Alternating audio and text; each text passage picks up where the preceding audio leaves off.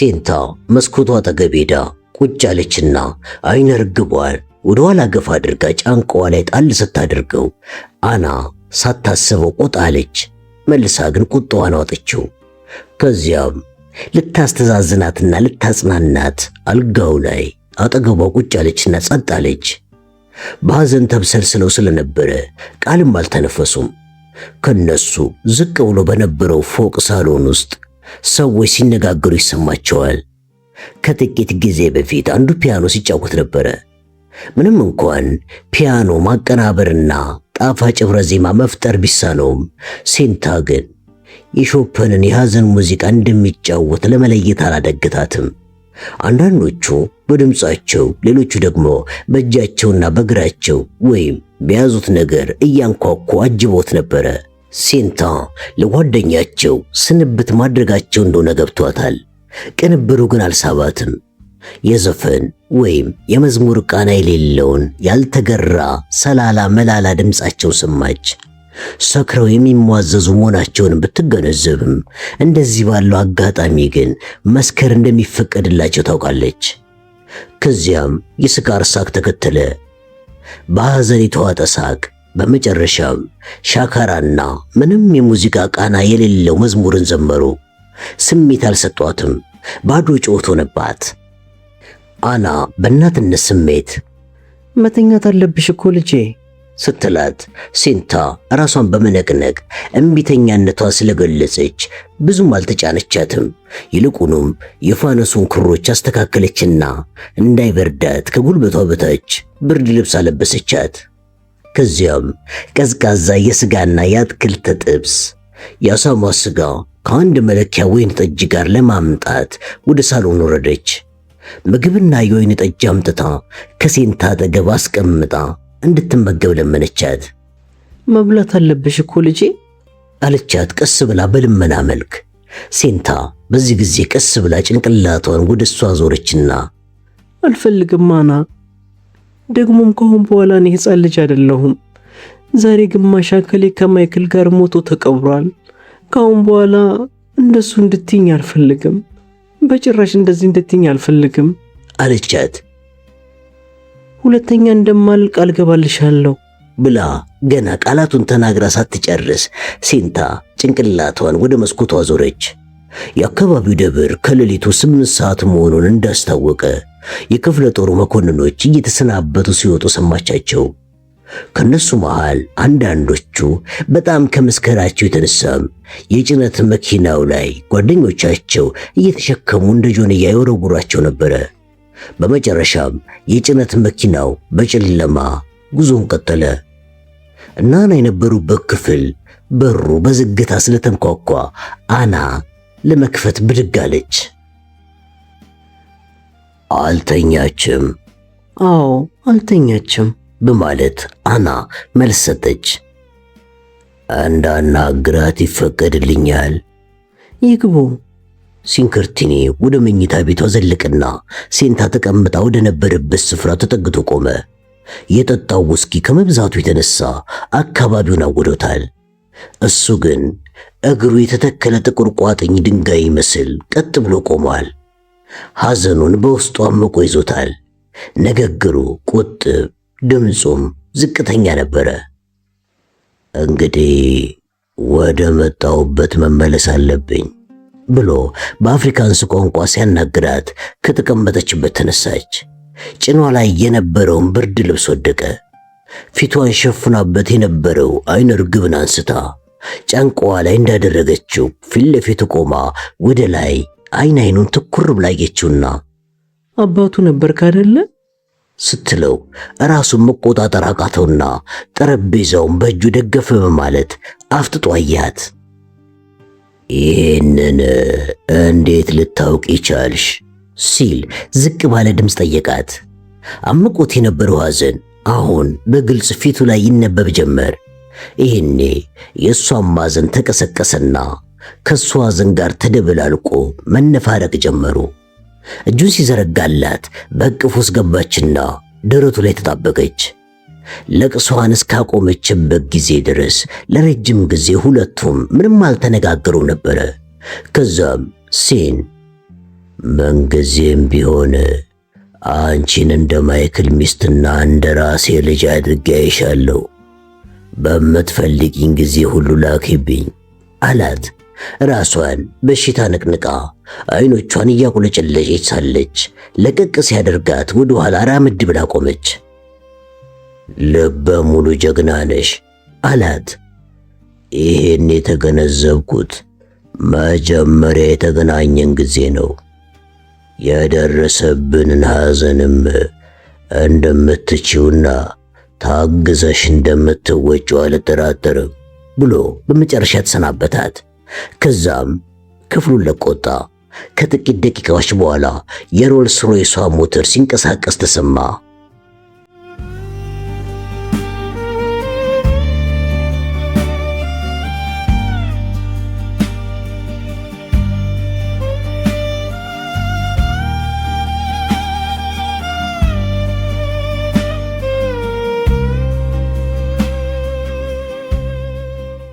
ጀርመኖች እየገፉ በመምጣታቸው ከነሴንታ ቤት ባሻገር ያለውን ስፍራ ሁሉ ተቆጣጥረውታል። የነሴንታም ቤት ወደ ማገገሚያነት ከተቀየረ ቆየ። በመጨረሻ ግን እሱንም ተቆጣጠሩት።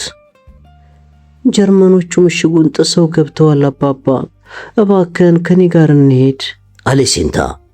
ሳይታሰብ ጀርመኖች በማለት ጮህና ገፈተራት።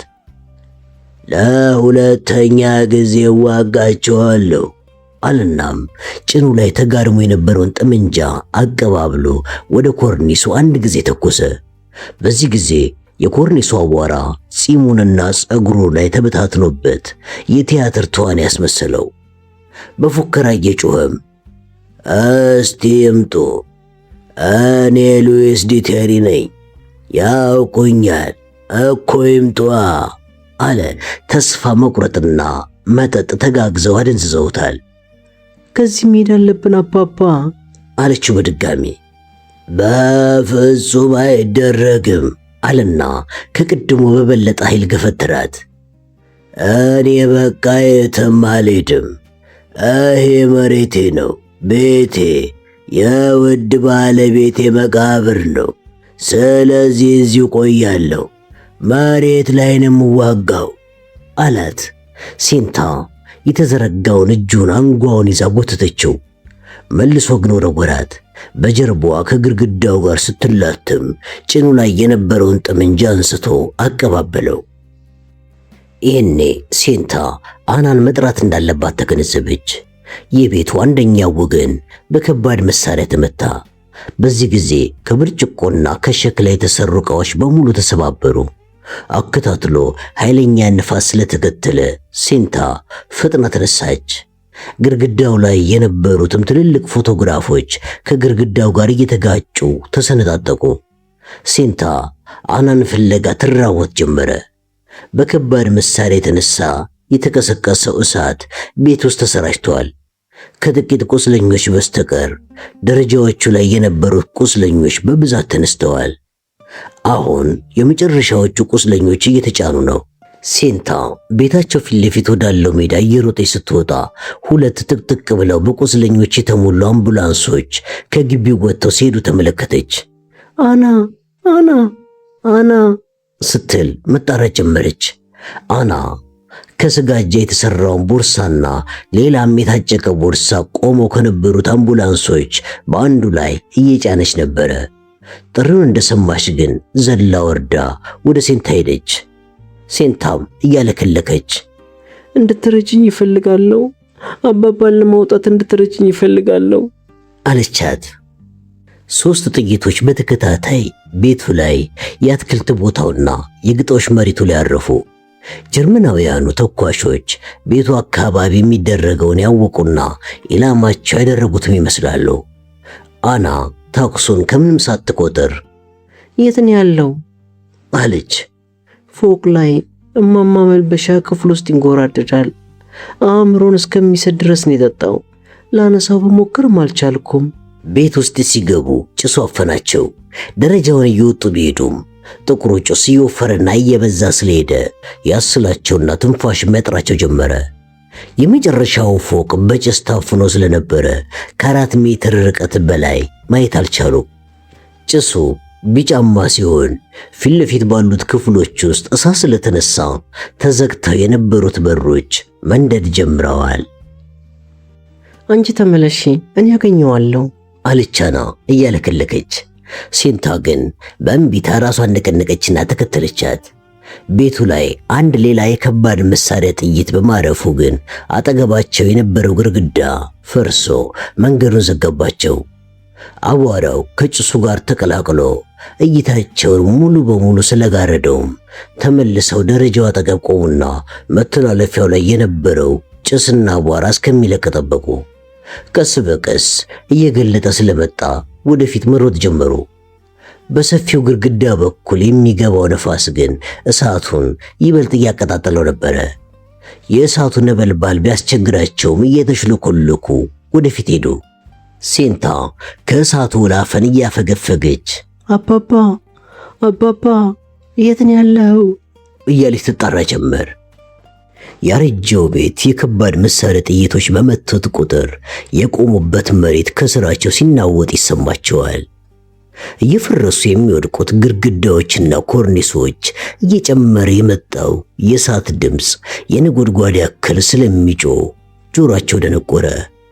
በዚህ ድምፅ መሃል ነበር ሴንታ አባባ እያለች የምትጣራው።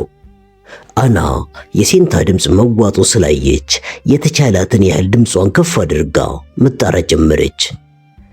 የምወድ ሉዊስ ወደ እኔ ና። አና በሐዘኗና በጭንቀቷ ጊዜ እንኳን ባላባቱን እንደዚህ ብላ ስትጠራው ሴንታ ሰምታ አታውቅም። ያሁኑ እንደምንም አባብላ ለመውሰድ የምታደርገው ጥረት ይመስላል። ከአቧራውና ከጭሱ መካከል ሽማግሌው ብቅ ሲል ታያቸው። አካባቢው በሙሉ ተያይዞ ስለነበረ የሚነደው ግድግዳ ላይና መሬት ላይ ያለው እሳት ቀስ እያለ እየቀረበው ነው። ጭሱም ወደሱ ይነፍስ ስለነበረ ሰውነቱና ልብሶቹ ጥቀርሻ መስለዋል። ከንፈሮቹ ይንቀሳቀሳሉ። እየዘመረ ነው አለች አና ቀስ ብላ። የሀገራችንን የሕዝብ መዝሙር እየዘመረ ነው። ዜጎች መሳሪያችሁን አንሱ፣ መንግስታችሁንም መስርቱ። ሴንታ ይህን ጊዜ ነው የትኛውን መዝሙር ይዘምር እንደነበር የገባት። በውሃ መውረጃ ቱቦዎች ውስጥ ቆሻሻ ደም ይፍሰስባቸው። ሽማግሌው ሙቀቱ ሲበዛበት ጊዜ ግን ደከመ። የሚናገረው አይሰማም። ይዞት የነበረው ጠመንጃ ተንሸራቶ ከእጁ ሲወድቅ እሱም ወደቀና ወደ እነሱ ይሳብ ጀመር። ሴንታ በዚህን ጊዜ ወደ እሱ ለመሄድ ሞክራ ነበረ። እሳቱ ግን ሊያስጠጋት አልቻለም። አናም ወገቧን ይዛ ወደ ኋላ ትጎትታታለች። የአባቷ ሸሚዝ እየተቃጠለ አልፎ አልፎ ቡና አይነት ነጠብጣቦች ይታዩበት ጀመር። አሁንም ግን ያንን መዝሙር በአስፈሪ ድምፅ እየዘመረ ወደ እነሱ ለመድረስ ይሳብ ነበረ። ሳይታሰብ ጭንቅላቱ ላይ እጅብ ያሉት ፀጉሮች በእሳት ተያያዙና የወርቅ ዘውድ የደፋ ንጉሥ መሰለ። ሴንታ ይህንን ላለማየት ፊቷን አዞረች። ምንም አይነት አማራጭ ባለማግኘቷም አና ላይ ልጥፍ ብላ በእንባዋ ሰውነቷን አራሰችው። ትከሻዋን የያዘው እጅም የህመም ስሜት እስከሚሰማት ድረስ አጥብቆ እንደያዛት ተሰማት። አባቷ የነበረበት ክፍል ወለል፣ ግድግዳዎችና ኮርኒሱ በእሳት ተያያዘ። ክፍልም ውስጥ የሚንቀለቀል የእሳት ነበልባልና ጥቁር ጭስ ብቻ ነበር የሚታየው። አይሆንም አይሆንም እያለች ሴንታ ስትፈራገጥ አና ተሸክማት ቁልቁል ወረደች። ጉንጮቿ ላይ እንባዎቿ ቢወርዱም የአና ጥንካሬ ግን አልቀነሰም ነበረ።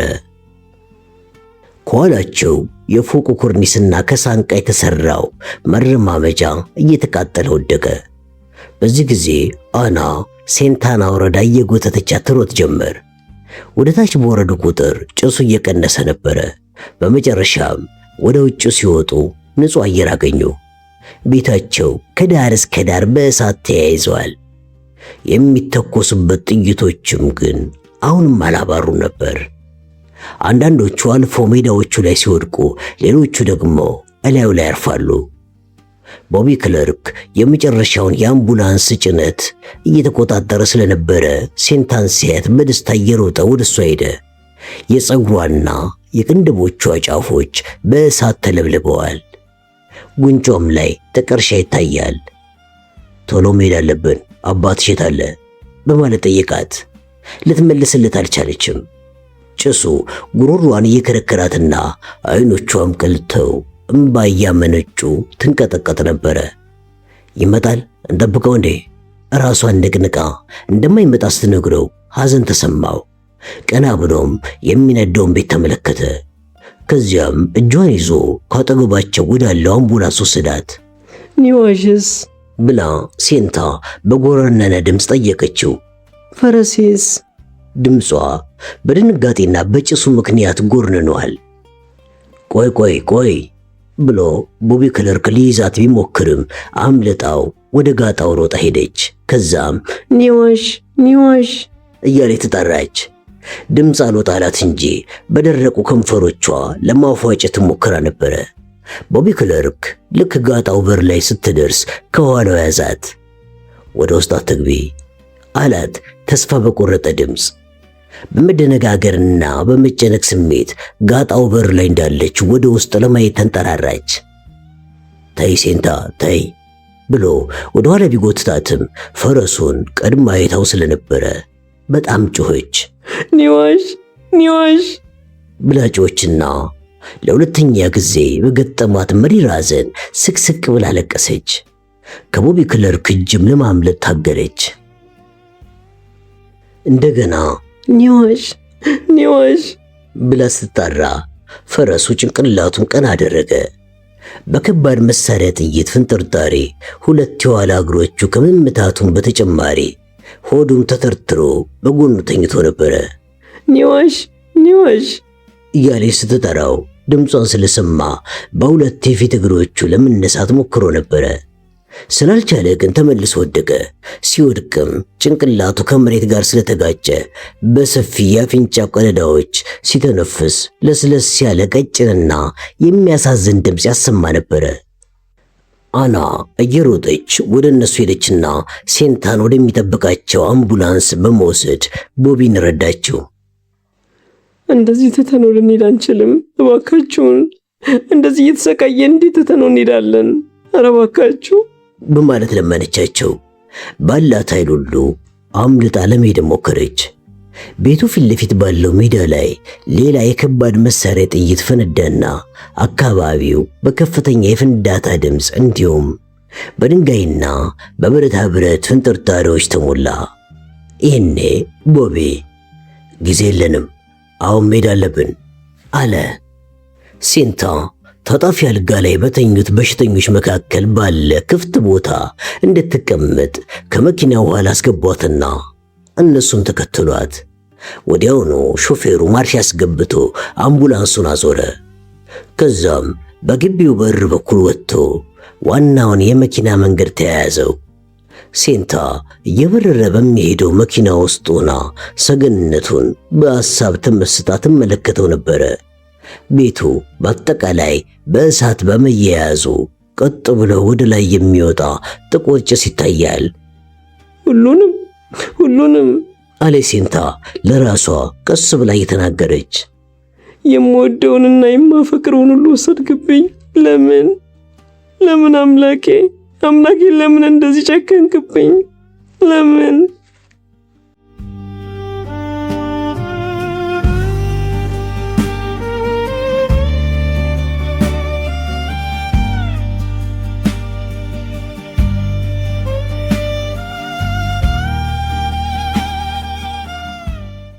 ከብዙ ልፋት ጭንቀትና ውጣ ውረድ በኋላ ያለት ካራስ ከተማ ወጣ ብሎ በሚገኘው ቦታ ላይ የሚፈልጉትን ሆስፒታል አገኙ። ጊዜያዊ ሆስፒታል ስለነበረ ለቀዶ ጥገና የሚገለገልባቸው ሁለት ትንንሽ ክፍሎች፣ የቀይ መስቀል ምልክቶች ያሉባቸው ድንኳኖችና መደዳውን የተሰሩ ዳሶች ነበሩ። እነዚህ ዳሶች የተሰሩት ከአካባቢው ገበሬዎች በእርዳታ በተገኙ እንጨቶችና ቆርቆሮች ሲሆን በውስጣቸውም ለምርመራ ተራቸውን የሚጠብቁ ብዙ ቁስለኞች ተኮልኩሎ ተቀምጠዋል።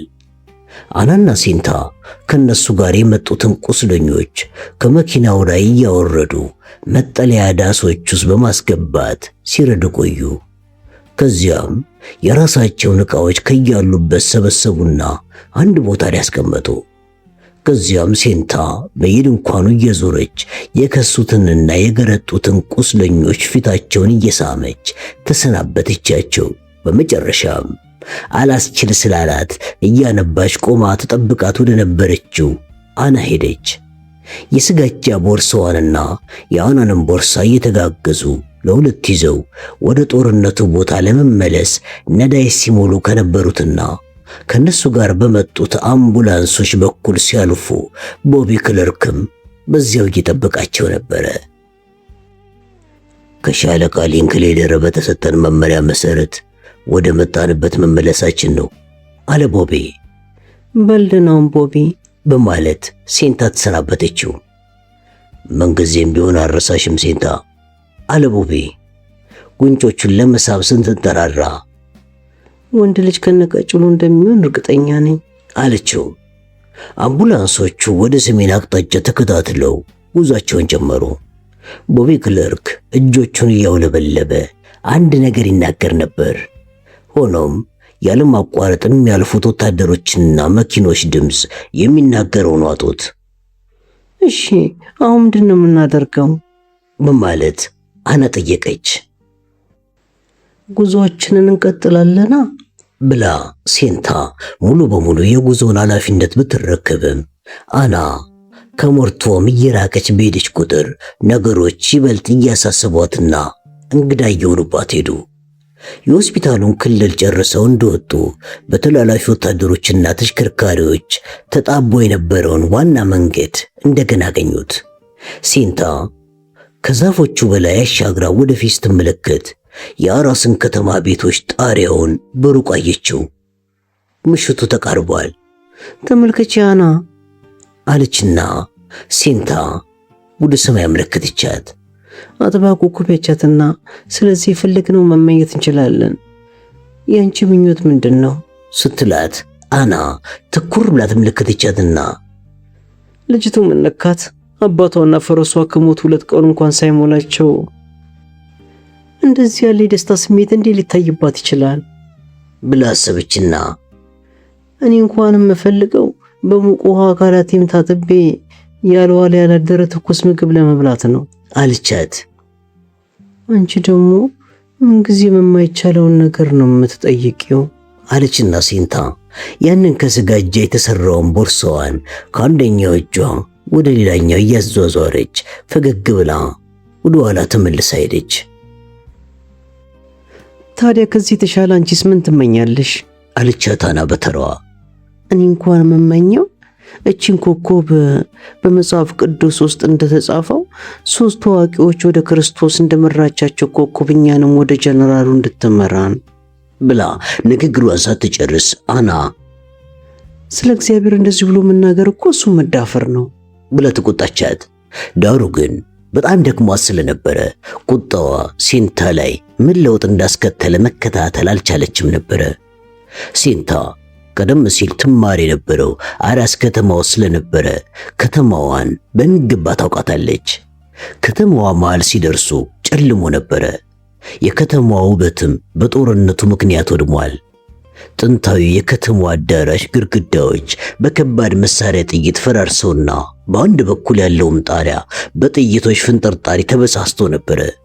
በታላቁ ቤተ መንግስት ዙሪያ ከሸክላ ተሰርተው ከነበሩት ቤቶች መካከል አልፎ አልፎ በአንዳንዶቹ መስኮቶች ውስጥ የሻማ ብርሃን ብልጭታ ከምታዩት በስተቀር ብዙዎቹ የፈራረሱና ጣሪያ አልባ ስለነበሩ በውስጣቸው ማንም አይኖርባቸውም። ሴንታ ያኔ ከማይከል ጋር ጀነራል ከርቲኔን ለመጠየቅ ሲመጡ እንደ ዋና ጽሕፈት ቤት ሲጠቀሙበት የነበረውን የገዳሙን አድራሻ በዚህ ድቅድቅ ጨለማ ፈልጋ ማግኘት እንደማይሆንላት ተረዳች። ስለዚህ ወደ አንድ ኦናዛኒጋ ቤት ዘለቁ። ከዚያም አና ቦርሳ ውስጥ የነበረውን ረጋፊ ምግብ ማለትም ደረቅ ዳቦና አይብ እየተናነቃቸው በልተው የስጋጃውን ቦርሳ ካነጠፉ በኋላ ቀን የለበሱትን ሳያወልቁ ተቃቅፎ ተኙ። በሚቀጥለው ቀን ሴንታ በጠዋት ተነስታ ፍለጋዋን ተያዘችው። ከብዙ ልፋት በኋላ ወደ ገዳሙ የሚያስገባውን መንገድ አገኘች። መግቢያው ላይ አንድ ወታደር ቆሞ ነበረና ልትገባ ስትል ይቅርታ እመቤቴ፣ መግባት የሚችሉት ወታደሮች ብቻ ናቸው አላት። ከእርሱ ጋር እየተከራከረች ሳለች ግን ከኋላዋ አንድ ጥቁር ሮልስ ሮይስ መኪና በሩ አጠገብ ሲደርስ ቆመ። በሷ በኩል ያሉት የመኪናው በሮች ተጫጭረዋል። በተጨማሪም መኪናው በጭቃና በአቧራ ተጨማልቋል። ዘብ የቆመው ወታደር የመኪናውን ሾፌር መታወቂያ ካየ በኋላ እንዲያልፍ ምልክት ሰጠው። መኪናውም በበሩ አልፎ ሲሄድ ሲንታ የምታውቀው ዙሊያዊ ሾፌር መሆኑንና ከኋላም የተቀመጠው ባለፈው ጊዜ ከማይክል ጋር ሲመጡ የተዋወቀችው የጀነራሉ ረዳት እንደሆነ ስታይ መኪናውን እየተከተለች እጆቿን አውለበለበች። የሰውየውንም ስም አስታወሰችና ፒርስ፣ ጆን ፒርስ እያለች ተጣራች። እሱም ዞር ብሎ እንዳያት ስላወቃት ሾፌሩ መኪናውን አዙሮ እንዲመለስ ትዕዛዝ ሰጠው። ሾፌሩ ወዲያው መኪናውን አዙሮ ተመለሰ።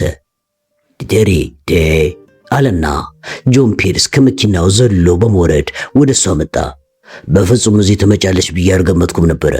ለመሆኑ እዚህ ምን ትሰሪያለሽ? የማይክልን አጎት ጀነራል ከርቲኒን ለብርቱ ጉዳይ ማነጋገር ስለምፈልግ ነው የመጣሁት አለችው። በዚህ ጊዜ ወጣቱ መኮንን ለጊዜው እሱ እዚህ የለም፣ ግን ከሄደበት ቶሎ ሳይመለስ አይቀርም። ብቻ ለጊዜው ከኔ ጋር እንሂድና የምታርፉበት ቦታና ምግብ ልዘዝላችሁ አላት። ቀጥሎም በእጇ ያንጠለጠለችውን የስጋጃ ቦርሳ ተቀበላትና እንሂድ፣ እቺ ሴትዮ ካንቺ ጋር ናት እንዴ ብሎ ሲጠይቃት አዎ አና ትባላለች፣ ሞግዚቴ ናት አለችው። ከሳንጋን ጋር ፊት ለፊት መቀመጥ ትችያለሽ አለናም ሲንታን መኪና ውስጥ እንድትገባ ረዳት። አጠገቧ እንድትቀመጠ ጀርመኖቹ በዚህ ሰሞን ፋታ አልሰጥ ብለውናል። እናንተም ስትመጡ ብዙን ነገር በመንገድ ላይ ሳታዩ የቀራቸው አይመስለኝም ሲል ሲንታ ራሷን ዘንበል አድርጋ ልብሷንና እጆቿን ስትመለከት አቧራ ያወረሳቸው መሆናቸውን ተገነዘበች። የጣቶቿ ጥፍሮች እንኳን ከመቆሸሻቸው የተነሳ ግማሽ በግማሽ ጠቁሮ ይታዩ ነበረ። በዚህ አይነት ጸጉሯ ምን እንደሚመስል እየገመተች እንዳለች ገና ከጦር ግንባር መምጣቴ ነው። ጀነራል ከርቲኒም በቦታው ተገኝቶ ሁኔታውን መከታተል ስለፈለገ ወደዚያው አምርቷል። ምንጊዜም ቢሆን ሁኔታዎችን በግንባር ተገኝቶ ማጣራትን የሚወደው የጥንት ልበ ሙሉነቱ ዛሬም አልራቀውም። ሞርቶም እስከምትባለው ቦታ ድረስ አብረን ተጉዘናል እያለ በስነ ስርዓት ሲያጫውታት ሲንታ ጸጉሯን ታስተካክል ነበረ። ከዚያም ሞርቶም እኮ የኔ መንደር ናት አለችው። አሁንማ ምን መንደር አለ ብለሽ ነው አለና በጥላቻ መንፈስ ንግግሩን በመቀጠል በጀርመኖች እጅ ለመውደቅ ምንም አልቀራትም።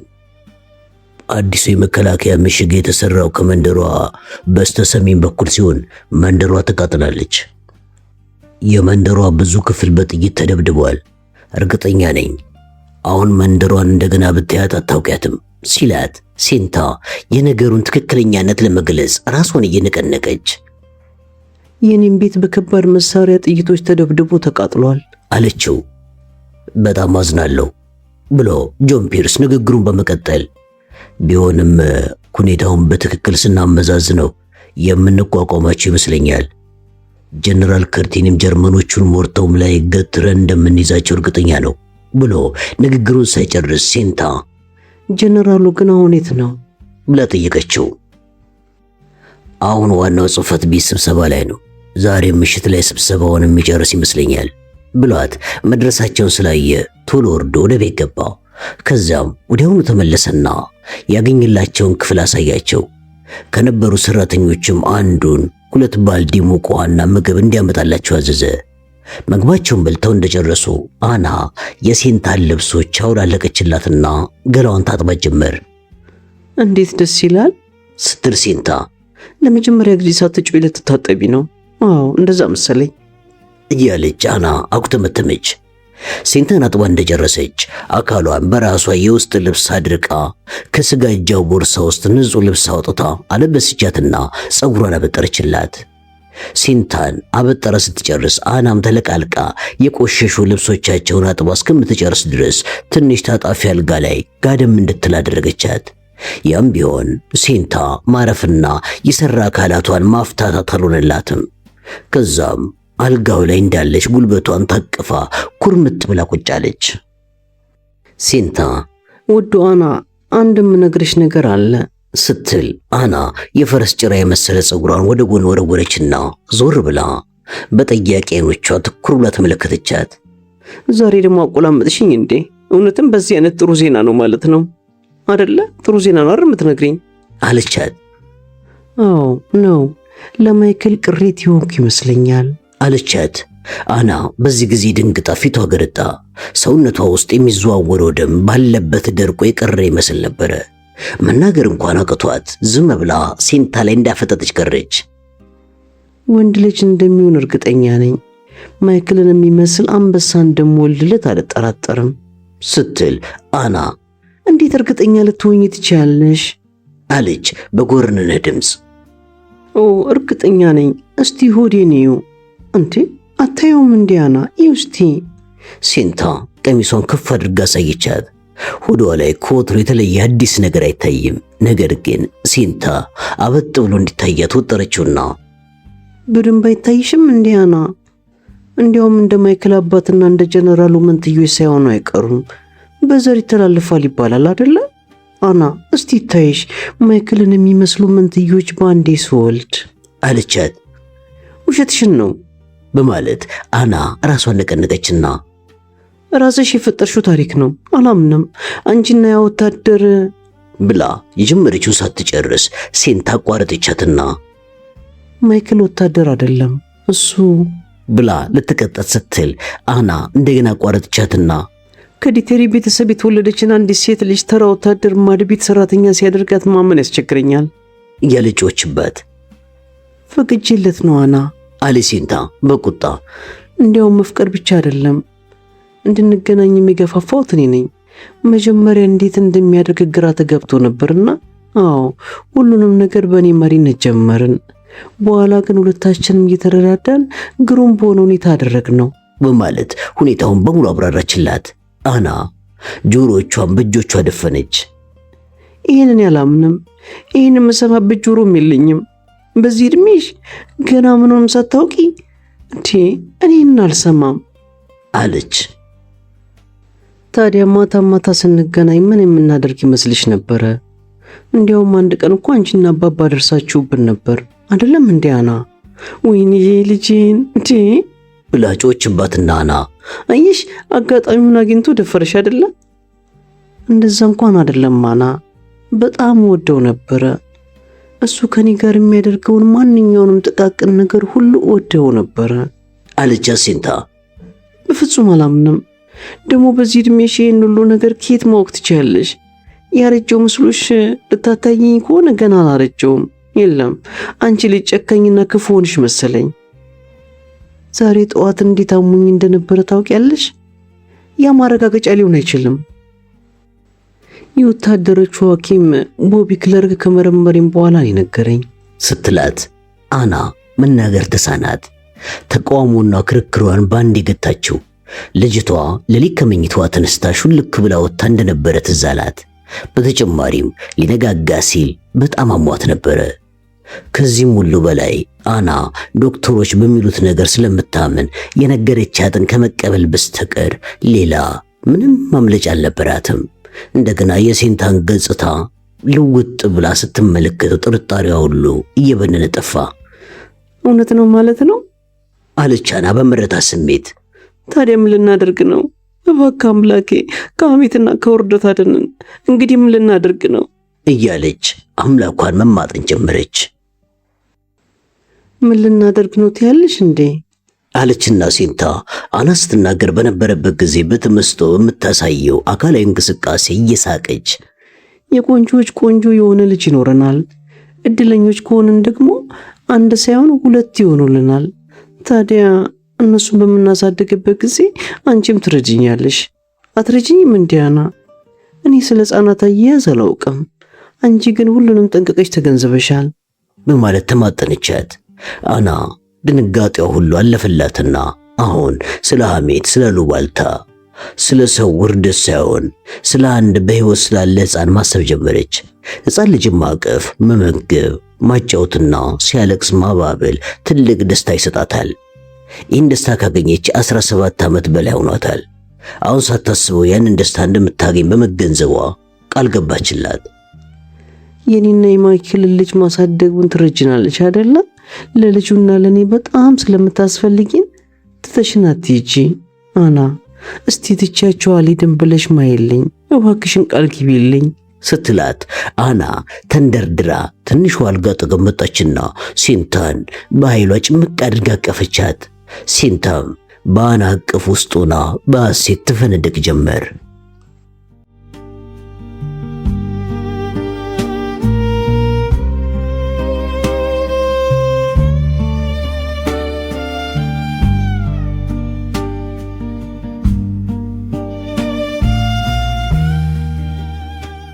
ጆን ፒርስ በራቸውን ያንኳኳው ከመሸ በኋላ ነበረ። ክብርት ዲቴሪ፣ ጀነራሉ ተመልሶ መጥቷል። አንቺ እንደመጣሽም ስነግረው በአስቸኳይ ይዤሽ እንድቀርብ ታዝዤን የመጣሁት አላት። ከዛም ሲንታ ከኋላው እየተከተለችው ውስጥ ለውስጥ ብዙ ከሄዱ በኋላ ሰፊ ክፍል ውስጥ ገቡ። 6 የሚሆኑ መኮንኖች አንድ ጠረጴዛ ላይ ትልቅ ካርታ ዘርግተው ከበውት ቆመዋል። ካርታው ላይ የተለያዩ ቀለማት ያሏቸው ስፒሎች ተሰክተዋል። ክፍል ውስጥ ያለው አየር የሚታፈንና ሞቃታማ ነበረ። ሲንታ ክፍሉ ስትገባ መኮንኖቹ ቀና ብሎ አይተዋት ወዲያውኑ ስራቸውን ለመቀጠል እንደገና አቀረቀሩ። ያቺን የመሰለች ቆንጆ ልጅ እንኳን በዛ ሰዓት ልትማርካቸውና ጊዜያቸውን ልታሻማባቸውም አልቻለችም። ምን ያህል በስራ ተጠምዶ እንደነበረ በቀላሉ መረዳት ይቻላል። በሌላኛው ጥግ በኩል ጀነራል ሲንከርቲኒ ጀርባውን ለሷ ሰጥቶ ቆሞ ነበረ። ጃኬቱ በቀጫጭን ቀይ መቀነቶችና ቀይ ቀለም ባላቸው ማዕረጎቹ አሸብርቆ አንድ እግሩን ባስቀመጠበት ወንበር ላይ አንጠልጥሎታል። ጉልበቱ ላይ ደገፍ ብሎ ከጦርነቱ ቦታ የሚተላለፉትን የስልክ መልእክት እያዳመጠ ነበረ። ሲን የለበሰው ካኒቴራ ብብቱ አካባቢ በላብ ረጥቧል። ያልተለኮሰ የሃቫና ሲጋራ እያኘከ እንዳለ ሳይታሰብ እየጮኸ መነጋገር ጀመረ። ሲነጋገርም ሲጋራውን ካፍ ውስጥ አላወጣውም ነበረ። ምን ማለታችሁ ነው? ከሁለት ሰዓት በፊት እኮ እዚያው ደርሼ ስለመጣሁ ሁሉንም ነገር አይቼዋለሁ። አውቃለሁ። ከንጋት በፊት ግን 4 ከባድ መሳሪያዎች ከነጥይቶቻቸው በቦታው እንዲደርሱና እንዲተከሉ ያስፈልጉኛል። ማንም ይቅርታ ጠይቀኝ። የነገርኳችሁን ብቻ አድርጉልኝና ስራውን ከጨረሳችሁ በኋላ ንገሩኝ አለና ስልኩን ዘግቶ ቀና ሲል ሲንታን አያት። እንደምን አለሽልኝ አለ ጮክ ብሎ። ከዛም በፍጥነት እየተራመደ ወደ እሷ ተጠጋና ጨበጣት። በጣም አስቤ ነበረ። የእናንተ ሰገነት ወድሟል። አዲስ ምሽግ የተሰራውም እዚያው 1 ኪሎ ሜትር እንኳን በማይርቅ ቦታ ላይ ነው ብሎ ትንሽ ጊዜ ፊቷን አጠናው። ፊቷ ላይ ባየው ነገር እርግጠኛ ስለሆነም አባትሽ ደህና አይደለም እንዴ ብሎ ጠየቃት። ራሷን ንቅንቅችና ከከባድ መሳሪያ በተተኮሰ ጥይት ሞቷል አለችው። በጣም አዝናለሁ አለና ሲን ወደ ጆን ፒርስ ዞር ብሎ ዲተሪን እኔ የማርፍበት ክፍል ውስጥ ውሰዳት ብሎ አዘዘውና እንደገና ወደ እሷ መለስ ብሎ ከ5 ደቂቃ በኋላ እመጣለሁ አላት። የጀነራሉ ክፍል ከሰፊው ክፍል ትይዩ የሚገኝ ሲሆን ትንሽ አልጋም ተዘርግቶባታል። የክፍሉ በር ተከፍቶ ከተተወ ሰፊው ክፍል ውስጥ የሚደረገው ሁሉ ወለል ብሎ ይታያል። ክፍል ውስጥ ያሉት ዕቃዎች 1 ታጣፊ አልጋ፣ 1 ቁም ሳጥንና 1 ጠረጴዛ ከ2 ወንበሮች ጋር ብቻ ነበሩ። ሲንታ ክፍል ውስጥ ቆማ ዙሪያውን ስትቃኝ ጆን ፒርስ 1 ወንበር ሳብ አድርጎ አትቀመጭም እንዴ አላት። ክፍል ውስጥ ካሉት ነገሮች ሁሉ አይን የሚስቡት ጠረጴዛው ላይ የነበሩት 2 ፎቶግራፎች ነበሩ። አንዱ ፎቶግራፍ የአንዲት ይሁዳዊ የምትመስል ቆንጆ ሴት ምስል ነበረ። ከፎቶግራፉም ስር ወደ ቤትና ወደ ምትወድ ባለቤት በሰላም ተመለስ ሩት የሚል ጽሑፍ ተጽፏል። ሌላኛው ፎቶግራፍ ደግሞ የአንዲት በሴንታ ዕድሜ ያለች ሴት ልጅ ፎቶግራፍ ነበረ። ከሴትየዋ ጋር በጣም ስለተመሳሰሉባት እናትና ልጅ መሆን አለባቸው ብላ ገመተች።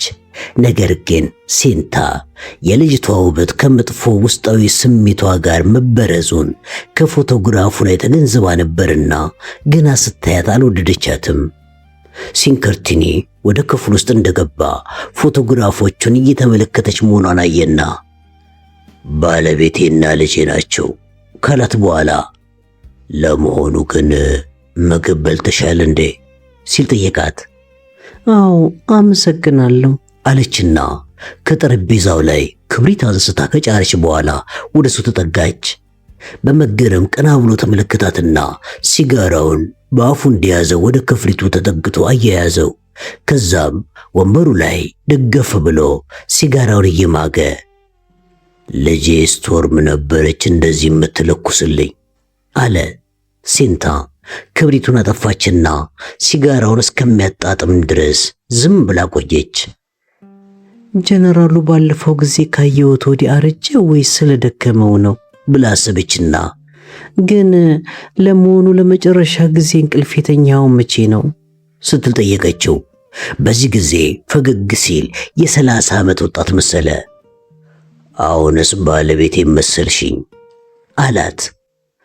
እሷ በጣም ቆንጆ ናት፣ ቆንጆ ሚስት አለች አለችው። አዎ አለና ሴን ፎቶግራፉን ተመለከተ።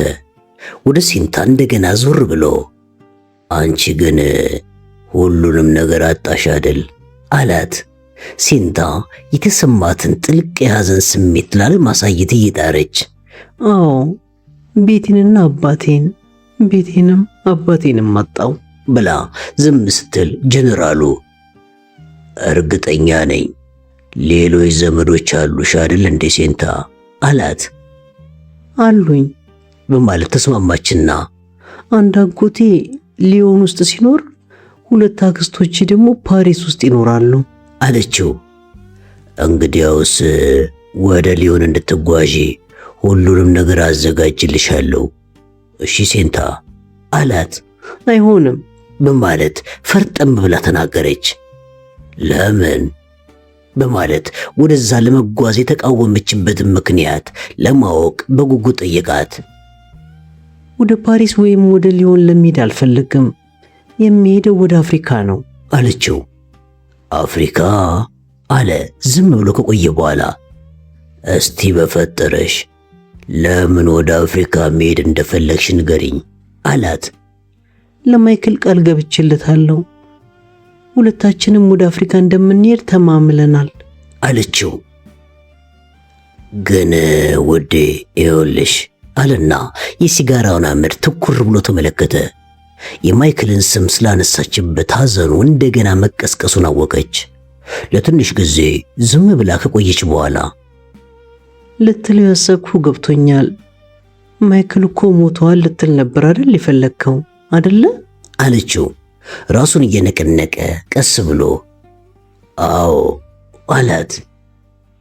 ሌላም ለማይክል ቃል የገባውለት ነገር አለ ጀነራል፣ ይሄውም ልጃችንን የአፍሪካ ፀሐይ ውስጥ እንደምወልደው ነው አለችው። ቀስ ብሎ ራሱን ቀና አደረገና አተኩሮ ተመለከታት። የማይክል ልጅ ሲልም ጠየቀ። አዎ የሱን ልጅ። የማይክል ልጅ ልትወልጂ እንዴ? የማይክል ልጅ ልትወልጂ?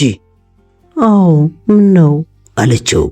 ከዚህ በኋላ አፉ ላይ የመጡለትን ጥያቄዎች ሁሉ እያከታተለ ጠየቃት። እርግጠኛ ነሽ? እንዴት እርግጠኛ ልትሆኝ ይቻልሽ? የማይክል ልጅ እንደሆነስ በምን ላውቅ እችላለሁ? በማለት ሲጠይቅ ከቆየ በኋላ አእምሮ በጣም ስለተረበሸ ይቅርታ ጠየቃትና ወደ ሰፊው ክፍል ሄደ። በዚያም ከተሰበሰቡት መኮንኖች አንዱን ለመሆኑ ከሶስተኛው የሻለቃ ጦር ጋር የስልክ ግንኙነት አለ እንዴ ብሎ ጠየቀው። ለአንድ ደቂቃ ያህል ግንኙነት ነበረ። ከዛ በኋላ ግን ተቋርጧል። ለማጥቃት እንደተዘጋጁና የከባድ መሳሪያ ጥይቶች እንደሚያስፈልጓቸው ተናግረዋል በማለት መኮንኑ የተጠየቀው መለሰ። እነዚያን የተረገሙ የከባድ መሳሪያ ጥይት አከፋፋዮች በተቻለ መጠን በስልክ ለማግኘት ሞክርና ይህንኑ ነገራቸው።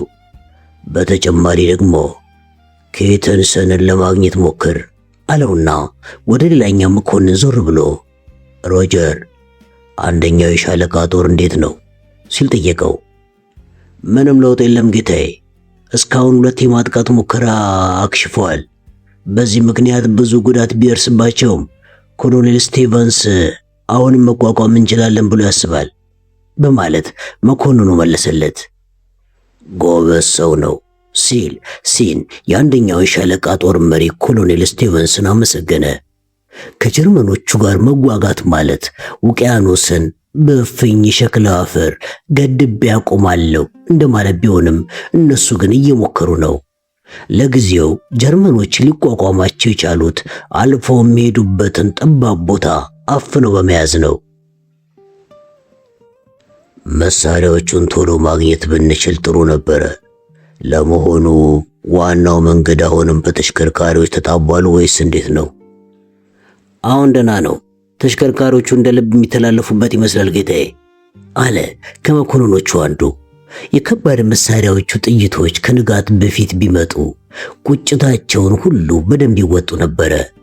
በሶስት በኩል ከቦ በከባድ መሳሪያ እንዳልነበሩ ማድረግ ይቻላል። ሲን ውስጣዊ ስሜቱ ሲረበሽ ተሰማው። በአንድ በኩል በዚህ ሁሉም በያዘው መሳሪያ የራሱን ሕይወት በሚከላከልበትና ለመትረፍ በሚጣጣርበት ወቅት በመሳሪያ አማካኝነት የበላይነትን ለመጎናጸፍ በሚያስችል ሁኔታ ኃላፊነትን ጨብቶ ስለሚሰጣቸው ትዕዛዞች ሲያስብ፣ በሌላ በኩል ደግሞ ልጅቱ የነገረችው ሁሉ ከንክኖት ያሰላስላል። ሲን ማንኛውም ሰው በተለይም ቤተሰቦቹ በጥንታዊ የአስተዳደግ ስነ ስርዓት ታንጸው እንዲኖሩ ይፈልጋል። ስለዚህም ሲንታ በነገረችው ጉዳይ ላይ ውሳኔ ከመስጠቱ በፊት ራሱን መቆጣጠርና መረጋጋት እንዳለበት ተረዳ። በእርግጥ ወጣት ወንዶች ከተለያዩ ሴቶች ጋር በተለያየ ጊዜና ቦታ የግብረ ሥጋ ግንኙነት እንደሚያደርጉ አልክድም እያለ ሲያስብ እሱ ራሱ በወጣትነቱ ጊዜ በየዋሻው የሰራው ጉድ ትዝ አለውና አፈረ። ነገር ግን አንዳንድ ጨዋ ወጣቶች እስከሚጋቡ ድረስ ልጃገረዶችን አይደፍሩም ነበረ። መደናገጡን ተገነዘበና ፈገግ አለ። በዚህ ጊዜ ጠረጴዛውን ከበው የነበሩት መኮንኖች ፈገግታውን አይተው ኖሮ ግራ በመጋባት ሰይጣን የሆነ ሰው ደግሞ ምን እያሰበ ይሆን ብለው የሚጠየቁ በሚመስሉ አይኖች ተያዩ። ሲን ግን ፈገግ ያለውን ፊቱን ወዲያውኑ አኮሳተርና ለመሆኑ ኮሎኔል ኬተንሰንን እስካሁን በስልክ አላገኛችሁትም ብሎ ሲጠይቅ ሁሉም ወደሱ መመልከታቸውን ትተው እያንዳንዳቸው እየሰሩ በነበሩበት ስራ ላይ አንገታቸውን ደፉ። ሲንም እንደዛው እንደተኮሳተረ በሐሳቡ ማይክል ራሱ የምታምኚውና የምትመኪበት ፍቅረኛሽ ነበር። መጀመሪያ የተወለደልሽ። የማይክል ሞት መሪር ሐዘን ደግሞ መልሶ ተቀሰቀሰበት። ዳሩ ግን ስለ ማይክል ሞት በዛን ሰዓት ማሰብ ስላልፈለገ መጀመሪያ የነበረበት የሐሳብ ባህር ውስጥ ተመልሶ ዘፈቀ። አሁን እቺ ልጅ እውነት አርግዛለች ወይስ ለተንኮል ነው ይሄን የነገረችኝ በማለት አሰበ። ሆኖም ለጥያቄው መልሱን ለማግኘት ብዙም ጊዜ አልፈጀበትም። ስለሷ ያለኝ አመለካከት የተሳሳተ ነው ብዬ አላምንም። እሷም ብትሆን በማርገዟ እርግጠኛ ናት እያለ ነገሩን በአእምሮ ሲያመላልስ ቀደም ሲል እሱም የዚህ አይነት ጉዳይ እንዳጋጠሙት ትዝ አለው። ሴቶች ማርገዛቸውን በትክክል ሊያውቁ የሚችሉት ራሳቸው በመሆናቸው እርግጠኛነታቸው የዛኑ ያክል አያጠራጥርም። ስለዚህ ማርገዟን እንኳን እንዴት እንዳወቀች ሳይጠይቃት አምኖ ሊቀበላት ተዘጋጅቷል። ወዲያውኑ ግን ጥሩ አርግዛለች፣ ግን ልጁ የማይክል ነው ወይስ የሌላ ሰው የሚለው ጥያቄ ደግሞ አስጨነቀው። ይህንን ጥርጣሬ የሚያስወግዱለትን ምክንያቶች ደግሞ መልሶ ራሱ ይደረድር ጀመር። ጥሩ አስተዳደግ ያላት የጨዋ ልጅ ናት፣ ግን ደግሞ ማይክል እንዴት ሊያገኛት እንደቻለው ሊገባኝ ያልቻለው ይሁንና እሱ ራሱ በልጅነቱ ተመሳሳይ በሆኑና በሚያስፈሩ ሁኔታዎች እንዴት አድርጎ ከሚፈልጋቸው ሴቶች ጋር ግንኙነት ይፈጥር እንደነበር አስታወሰና በብልጠት የተካነ ወጣቶች ፍቅር ብሎ ራሱን ነቀነቀ። ከዛም ልጁ በእርግጥ የማይክል ልጅ ነው፣ የማይክል ወንድ ልጅ እቀበለዋለሁ በማለት ወሰነ። በዚህ ቅስፈት ነበር ሲን ማይክል ቢሞትም ዘርቶ ያለፈው ፍሬ አሁንም በሕይወት እንዳለ ያስቆጥረዋል በማለት የተጽናናው። ከዚያ በኋላ ደግሞ ሌላ ጥያቄ ያስጨነቀው። ልጅቷ ወደ አፍሪካ መሄድ ትፈልጋለች። ታዲያ እንዴት ማድረግ አለብኝ? እሷን አሜኒ ወደ ተባለው ቦታ መውሰድ አልችልም አለና አሜኒ በሚባለው ስፍራ ኮረብታው አጠገብ ነፋሻ ቦታ ላይ ለባለቤቱ ያሰራላትን ቆንጆ ቤት በዓይነ ሕሊናው አስታወሰ። ሦስቱም መንፈሰ ጠንካራ ኩሩና ቆንጆ ሴቶች ናቸው። አንድ ላይ በአንድ ቤት ሊኖሩ እንዴት ብሎ ራሱን ጠየቅና መልሱንም እሱ ራሱ አገኘው። እቺ ትንሽ ፈረንሳዊት ልጃገረድና የኔ ልጅ ቢገናኙ አንድ ጆንያ ውስጥ አስገብተው የጆንያውን አፍ እንዳሰሩባቸው ሁለት የጫካ ድመቶች ተቦጫጭረው ነው የሚጋደሉት አለና እንደገና ወደ ሐሳቡ ተመለሰ። ወይ ጉድ! ደግሞ ችግር በተፈጠረ ቁጥር እነሱን ስቆጣና ስመክር ልኖር ነው እንዴ? ሌላ የተሻለ ነገር ማሰብ አለብኝ። ይቺን ነፍሰ ጡር ምን ባደርጋት ይሻለኛል? በዚህ ጊዜ ከወታደር መኮንኖቹ አንዱ ጌታዬ ጌታዬ ብሎ በመጣራት የስልኩን እጀታ ሰጠውና ኤው ከስንት ድካም በኋላ ኮሎኔል ኬተንስንን አገኘሁት አለው። ሲን የስልኩን እጀታ ይዞ ዳግላስ ሲል ጮህ ተጣራ። በስልክ ውስጥ ሌሎች የሚረብሹ ድምጾች ስለነበሩ የኬተንስንን ድምፅ ከውቅያኖሱ ባሻገር የሚመጣ ይመስል ነበረ። ሃሎ ጌታዬ፣ መሳሪያዎቹን ገና ደረሱን ብሎ ንግግሩን ሳይጨርስ ሲን ተመስገን አምላኬ አለ። ቦታቸውን አስይዣቸዋለሁ አለና በካርታ ላይ የት እንዳደረጋቸው አስረዳው። ከዛም ንግግሩን በመቀጠል መሳሪያዎቹ እነዚህን አረመኔዎች መደብደብ ጀምረዋል። ነጋትም ላይ እነሱ የያዙትን አካባቢ ለወር አስቤያለሁ አለ። ዳግላስ ከጀርባ ተጠባባቂ ጦር ስለሌለና እኔም የሚያግዝህን ጦር ለመላክ የምችለው ከሰዓት በኋላ ስለሆነ በጣም መጠንቀቅ አለብህ። አዎ ልክ ነው፣ ግን የተበታተኑ ጦራቸው እንደገና ሳይሰባሰብ የተቻለንን ያህል ማድረግ አለብን። እሱስ ትክክል ነህ በማለት ሲን ተስማማና ለማንኛውም ግን ምን እያደረጋችሁ እንደሆነ ቶሎ በስልክ አሳውቁኝ። በተጨማሪ ደግሞ 4 ከባድ መሳሪያዎችና ከሁለተኛው ሻለቃ ጦር የተረፉ ወታደሮችን እልክልሃለሁ። ግን ከሰዓት በኋላ ነው አንተ ጋር መድረስ የሚችሉት። አመሰግናለሁ ጌታዬ፣ ብዙ ሊጠቅሙን ይችላሉ። በል እንግዲህ በርታ አለና ሲን የስልኩን እጀታ ሰጥቶ ካርታው ላይ ያሉትን የተለያዩ ቀለማት ያላቸውን ስፒሎች ሲያስተካክሉ ከተመለከተ በኋላ ከውይይቱ በፊት ሲያስጨንቀው የነበረው ችግር መፍትሄው ቁልጭ ብሎ ታየው። ክፍል ውስጥ እንደገባ በሩን ወደ ኋላ ዘግቶ እጆቿን በእጆቹ ይዞ ተጠጋትና ጉንጯ ሳማት። ለስላሳ ጉንጯን ሲስማት ያልተላጨው ፂሙ ቢኮሰኩሳትም አንገቱን አቅፋ ታለቅስ ጀመረ። ለቅሷ የደስታና የእፎይታ ነበረ። ይህን ያህል ጊዜ ተጨንቀሽ እንድትቆይ ስላደረግኩሽ ይቅርታ አድርጊልኝ። ነገሩ በጣም አዲስ ስለሆነብኝ ትንሽ እንዳስብበት ፈልጌ ነው አላት። ማርገዟ እንዲፈራትና እንዲያከብራት ስላደረገውም ረጋ ብሎ አቅፎ ወንበሩ ላይ ያስቀምጣት። አይኖቿ ላይ ጢም ብለው የተንጠረበቡት የእንባ ዘለላዎች ቢታዩትም እየሳቀች ወደ አፍሪካ መሄድ እችላለሁ ብላ ጠየቀችው። በሚገባ መሄድ ትችያለሽ፣ በሚገባ የማይክል ሚስት ለመሆንሽ እኔ ምስክር ነኝ። በእርግጥ እዚያ ነው መኖር ያለብሽ አላት። በጣም ነው ደስ ያለኝ፣ በጣም ነው ደስ ያለኝ አለችው ቀስ ብላ። ደስታዋ ግን ወሰን አልነበረውም። የዚህ ሰው ኃይልና ጉልበት ከማንኛውም ክፉ ነገር ጋሻ ሆኖ እንደሚጠብቃት ተማመነች።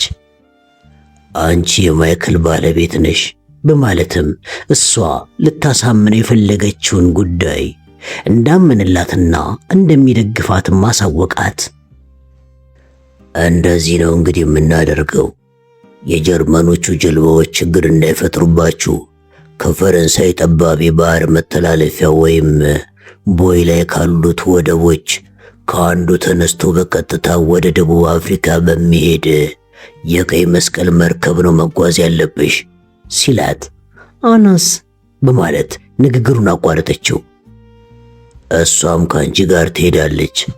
ታዲያ በምትጓዙበት ጊዜ እንደ አስታማሚዎች እንድትቆጠሩ ሐኪሞቹን ማገዝ አለባችሁ።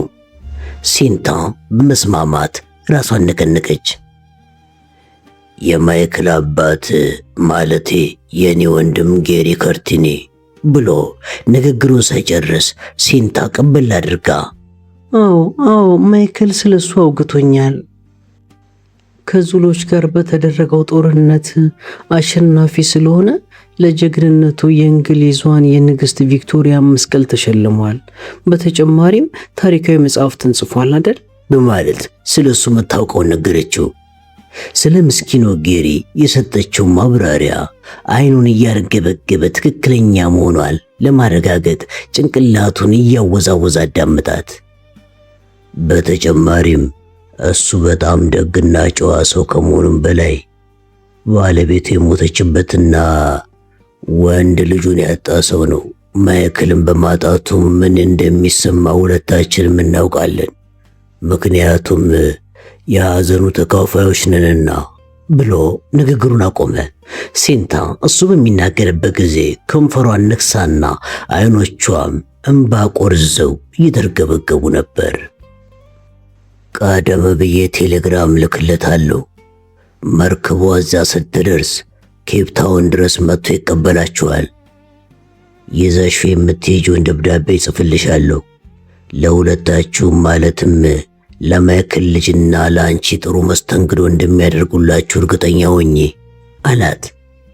ለኔና ለማይክል ወንድ ልጅ በማለት አባባሉን አስተካከለችውና ግን እዛ ከሄድን በኋላ አልፎ አልፎ እንኳን ካንተ ጋር እንገናኝም ማለት ነው ስትል ጠየቀችው።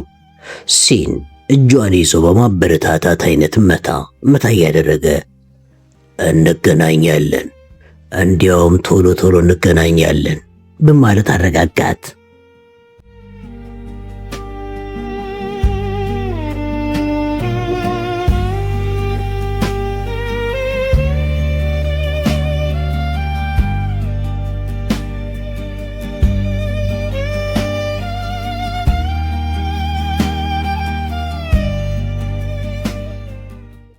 ነገሮችን ማዘግየት የማይወደው ሲንክርቲኒ መደረግ ያለበትን ሁሉ ቶሎ ቶሎ አደረገ።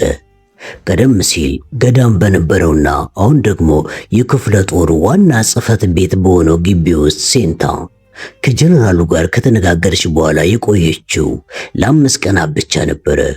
በዚያ ቀናት ውስጥ በሞርቶም አካባቢ ከጀርመኖቹ ጋር በተደረገው ውጊያ ብዙ እልቂት ከመድረሱም በላይ በግንባር ያሉት ወታደሮች ተጨማሪ ኃይል ያስፈልጋቸው ስለነበረ ሲን ከተወሰኑ ሰዓታት በላይ ከሴንታ ጋር ሊቆይ አልቻለም። ማታ ማታ እራታቸውን ከበሉ በኋላ አፍሪካ ውስጥ ስለሚኖሩ ሰዎች፣ እንስሳትና ስለ ቤተሰቦቹ ያለማቋረጥ የምትጠይቃቸውን ጥያቄዎች ሳይሰለች በትዕግስት ይመልስላት ነበር። ብዙውን ጊዜ በእንግሊዘኛ ቋንቋ ቢወያዩም ሴንታ ቃላት ሲጠፋባት በፍሌሚሽ ቋንቋ ትጠቀም ነበረ። እራታቸውን ከበሉ በኋላ ሴንታ ሲጋራውን ለኩሳ ኮኛኩን ቀርታለት አና እስከምትጠራት ወይም ለሥራ ጉዳይ ተፈልጎ እስከሚጠራ ድረስ አጠገቡ ቁጭ ብላ ታዋራዋለች። ከዛም ወደ መኝታዋ ከመሄዷ በፊት ደህና ደሪ ብሎ እንዲስማት አጠገቡ ትቆማለች። ሲን ከሷ ጋር በዛች ባጭር ጊዜ ውስጥ በጣም ከመላመዱም የተነሳ ከሷ የሚለይበትን ሰዓት መርገም ጀመረ። ጆን ፒርስ ለሴንታና ለአና ሰማያዊ ቀሚስና ከላይ ማንገቻ ያለው ነጭ ሽርጥ አመጣና የአስተማሚነት ልብሳቸው እንደሆነ አሳውቆ ሰጣቸው። እነሱም ተቀብለው በልካቸው እንዲሆን አድርገው እንደገና ሰፉት። ከዛም የሚሄጃቸው ቀን ደረሰና ሳንጋን በሚነዳት ሮልስ ሮይስ ውስጥ ዕቃቸውን ጫኑ። ሲንከርቲኒ በሜዳቸው ማዘኑ ከፊቱ ላይ እየተነበበ ልጅቷን ጠብቂያት በማለት አናን አዘዛት። አናም ትዕዛዙን መቀበሏን ራሷን በመነቅነቅ አረጋገጠችለት። ሴንታ ስትመለስ ወደቡ ላይ ቆሜ እጠብቅሃለሁ ብላ ቃል ገባችለትና ተንጠራርታ ሳበችው። ሲን በሥራ ባልደረቦቹ ፊት ለፊት በመሳሙ ሀፍረትም ድንጋጤም ተሰማው። መኪናዋ ከዓይኑ እስከምትርቅ ድረስ ሸኛትና ፊቱን ኮስተር አድርጎ ከኋላው ቆመው ወደ ነበሩት የሥራ ባልደረቦቹ ዞሮ ምን እየሰራን ነው ጎበዝ? ያለነው እኮ ጦርነት ላይ ነው እንጂ የሽርሽር ፕሮግራም ላይ አይደለንም ብሎ በልጅቷ መሄድ ከልቡ አዝኖ ወደ አዳራሹ ዘለቀ።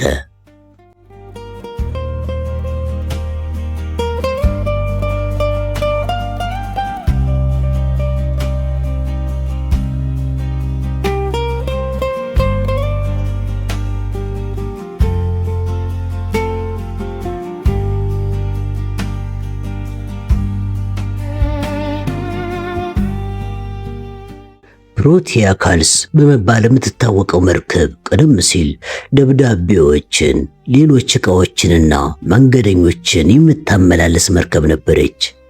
ነጭ ቀለም ተቀብታና ከጎኗ የቀይ መስቀል ምልክት ተደርጎላት የቁስለኞች ማመላለሻ መርከብ ከመሆኗ በፊት ከኬፕ ታውን እስከ ሳውዛምፕተን የምትሰራ ፈጣን መርከብ ነበረች። መርከቧ አሁን የጫነቻቸው ሰዎች ከጦርነቱ በፊት ትጭናቸው እንደነበሩት ሀብታሞች ሳይሆኑ ቁስለኞች ናቸው። የቆመችው ካሌስ በሚባለው ወደብ ሲሆን ፊቷንም ወደምትጓዝበት አቅጣጫ ማለትም ወደ ደቡብ አዙራለች። 5 የከባድ ዕቃ መጫኛዎች ትላልቅ ዕቃዎችን ከወደቡ ላይ እያነሱ መርከቧ ላይ እየጫኑ ሲሆን መርከቢቱ ቁስለኞችን ተሸክመውና ደግፈው በሚወጡና በሚወርዱ ሰዎች ተጣባለች። ቁስለኞቹ በሐኪም ትዕዛዝ ከጦርነቱ የተገለሉና ራሳቸውን እንኳን መመገብ የማይችሉ የእንግሊዝ ጦር ባልደረቦች ነበሩ። አሁን ፕሮቲያ ካልስ 1200 ቁስለኞችን ጭና ወደ ደቡብ አፍሪካ ብትሄድም ስትመለስ ግን ቀለሟን ቀይራ እንደ ማንኛውም ወታደራዊ መርከብ ለጦርነት የተዘጋጁ ጤነኛ ወጣት ወታደሮችን ይዛ ትመጣለች። ሴንታ መርከቧ ላይ ስትሳፈር ብዛት ያላቸውን ቁስለኞች በማየቷ አዝና ለትንሽ ጊዜ ቆመች። እድለኞች የሆኑት ክርናቸውን ወይም ጉልበታቸው በታች ተቆርጠዋል። ብዙዎቹ ግን ሁለቱንም እጆቻቸውን ወይም ደግሞ እግሮቻቸውን ያጡ ነበሩ። እጆቻቸውን ያጡት የለበሷቸውን ሸሚዞች ባዶ እጅጌ እያውለበለቡ፣ እግሮቻቸውን ያጡት ደግሞ በምርኩዝ ሆነው መርከቧ ላይ ይዘዋወራሉ። መርከቧ ላይ የነበሩት ቁስለኞች እነዚህ ብቻ አልነበሩም። ሌሎችም በጓደኞቻቸው እየተመሩ ወዲያ ወዲህ የሚሉ አይነ ስውራን የጀርባ አጥንቶቻቸው ተሰብረው በታጣፊ አልጋ ላይ የተኙና ፈጽሞ መነሳት የማይችሉ በመርዝ ጢስ የመተንፈሻ ቱቦቻቸውና ጉሮሯቸው የተቃጠሉባቸው በፈንጂ ፍንጣሪ በመመታታቸው አይኖቻቸውን መቆጣጠር የማይችሉ ሰዎች በቃጠሉ የተነሳ የአካል ክፍሎቻቸው የተጣመሙባቸውና ወይም ደግሞ አንገታቸው ወደ ደረታቸው ተለምጦ አንገት የለሽ የሆኑ ቁስለኞችም ነበሩ። ከቁስለኞቹ አንዱ ሴንታ የለበሰችውን የአስታማሚነት መለዮ ልብስ አየና ልትረጂን የመጣሽው መሰለኝ አላት። በዚህ ጊዜ ሊሸኛት ወደ መጣው ዙላዊ ሹፌር ዞር ብላ አባት ሜቤጃን አገኘዋለሁ። ሳንጋ ሜቤጃ የሚለውን ስም በትክክል በመጥራቷ ደስ አለውና ሳቀ። እሺ አላት። ልክ እንዳገኘሁትም ደብዳቤህን እሰጠዋለሁ አለችው። እሱም በሰላም ግቤን እመቤት አላትና ይዞላት የነበረውን የስጋጃ ቦርሳ ሰጣት። ከዛም ተሰነባበቱና ሴንታ ወደ ስራዋ ሄደች። አናም ከኋላዋ ተከተለቻት። መርከቧ ሌሊቱን ሙሉ ስትጫን አድራ ይነጋጋ ሲል ለጉዞ ዝግጁ ነበረች። በዚህ ጊዜ ነበር ሴንታና አና የተመደበላቸውን የማረፊያ ቦታ መፈለግ የጀመሩት። ምክንያቱም መርከቧ በምትጫንበት ጊዜ ብዙ ትርምስ ስለነበረ እንደ ልብ ከቦታ ወደ ቦታ መዘዋወር አልቻሉም። መርከቧ ውስጥ ለሚሰጥ ማንኛውም አይነት የሕክምና አገልግሎት በኃላፊነት የሚሰራው አንድ ሁሉንም ነገር በጥላቻ ዓይን የሚያይ ጨፍጋጋ ሻለቃ ነው። ስለነ ሴንታ ቀደም ሲል በአለቆቹ አማካኝነት የተነገረው ይመስላል። ሴንታ ለሥራ ዝግጁ መሆናቸውን ለመንገር ቢሮ ስትገባ፣ ለመሆኑ እስካሁን የት ነበራችሁ? ከትላንትና ተሰዓት በኋላ ጀምሬ ስጠብቃችሁ ነበረ። ከ2 ሰዓት በኋላ ጉዞ እንጀምራለን አላት። እዚህ የደረስኩት እኮ ትላንትና ከሰዓት በኋላ ነበረ። ነገር ግን 3ኛ ማዕረግ ያሉትን በሽተኞች በማከም ዶክተር ሰለሞንን እየረዳሁት ነበረ ስትለው፣ መጀመሪያ እኔን ማግኘት ነበረብሽ። እንደፈለግሽው መርከብ ውስጥ እንደፈቀድሽ መዘዋወርና የፈለግሽበት ቦታ መስራት አትችይም። ደሞ ጄኔራሉ ከፍተኛ ኃላፊነት ስለጣለብኝ አለና ትንሽ ዝም ካለ በኋላ ደግሞ መርከቧ ላይ ከ3ኛ ማዕረግ የተሻሉ ቦታዎች አሉ አላት። ይቅርታ አድርግልኝ፣ ምንድን ያልከው? አለች ሴንታ። በእርግጥ አሁንም ብዙ የማታውቃቸው የእንግሊዝኛ አባባሎች ቢኖሩም ብዙ አሻሽላለች። ከአሁን ሰዓት ጀምሮ የምትሰሪው መኮንኖቹ ጋር ብቻ ነው፣ ከበታች ኃላፊዎች ጋር መስራት የለብሽም ብሎ በመጨረሻም ሕፃን ልጅ የሚያስረዳ ይመስል አባባሌ ግልጽ ሆነልሽ አይደል ሲል ጠየቃት። መርከቧ ወደቡን ለቃ ቆማለች። ጭጋጋማና ነፋሻ ቀን ነበርና መርከቧ እንደቆመች በተሰጠው ትዕዛዝ መሰረት ቁርስ ተበላ። መራመድ የማይችሉት የጦር መኮንኖች የሚመገቡት 1ኛ ማዕረግ ምግብ ቤት ውስጥ ነው። ሴንታ ምግብ ቤቱ ስትገባ ስነ ስርዓቱ የተጠበቀና ጸጥታ የሰፈነበት ሆኖ አገኘችው። እቺን የመሰለች ቆንጆ ልጅ መርከቧ ላይ መኖሯን የሚያውቁት በጣት የሚቆጠሩ የጦር መኮንኖች ብቻ ነበሩ። ከመኮንኖቹ አንደኛው ቀልጠፍ ብሎ ባጠገቡ በነበረው ባዶ ቦታ ላይ አስቀምጣት። ከመኮንኑ በስተቀኝ በኩል ደግሞ አና ተቀመጠች። የመርከቡ ኃላፊዎች በሙሉ እንግሊዛውያን ቢሆኑም አብዛኞቹ ሕመምተኞች ግን ከእንግሊዝ ቅኝ ግዛቶች የመጡ ነበሩ። መርከቧ ኬፕ ኦፍ ጎርዶብ ከደረሰች በኋላ ተመልሳ ወደ ምስራቅ ትጓዝና ተሳፋሪዎቹን በየቦታው ታወርዳለች። ሴንታ አካባቢ ከተቀመጡት መኮንኖች ውስጥ አንደኛው እጁን ያጣ አውስትራሊያዊ ሻምበል ሲሆን፣ ሁለቱ ደግሞ የኒውዚላንድ ተወላጆች ናቸው። ከነዚህም አንድ አይኑ የጠፋና ሌላኛው ደግሞ እግሩ ተቆርጦ በሰው ሰራሽ እግር የሚንቀሳቀስ ነው። ጆናታን ባለንታይን የሚባል ሆዱን በመትረየስ ጥይት የተመታ ሮርጂያዊና ሌሎችም አካላቸውን ያጡ የተለያዩ ወጣቶችም ነበሩ። ብዙ ምግብና መጠጥ አምጥተው ፊቷ ሲከመሩ፣ አይሆንም እንዴ! እንደ እንግሊዞች በቁርስ ሰዓት ይህን ሁሉ መብላት አልችልም። እንደ አሳማ ወፍራምና አስቀያሚ ልታደርጉኝ ነው እንዴ? አለቻቸው። እነሱ ግን ያቀረቡላትን እንድትበላና እንድትጠጣ ያባብሏትና ይለምኗት ነበረ። ጦርነቱ የተጀመረው ሴንታ ገና የ14 ዓመት ልጅ በነበረች ጊዜ ስለነበረ እስካሁን የሷን ቁንጅና የሚያደንቁላትና የሚንከባከቧት ወጣት ወንዶች አጋጥሟት አያውቁም።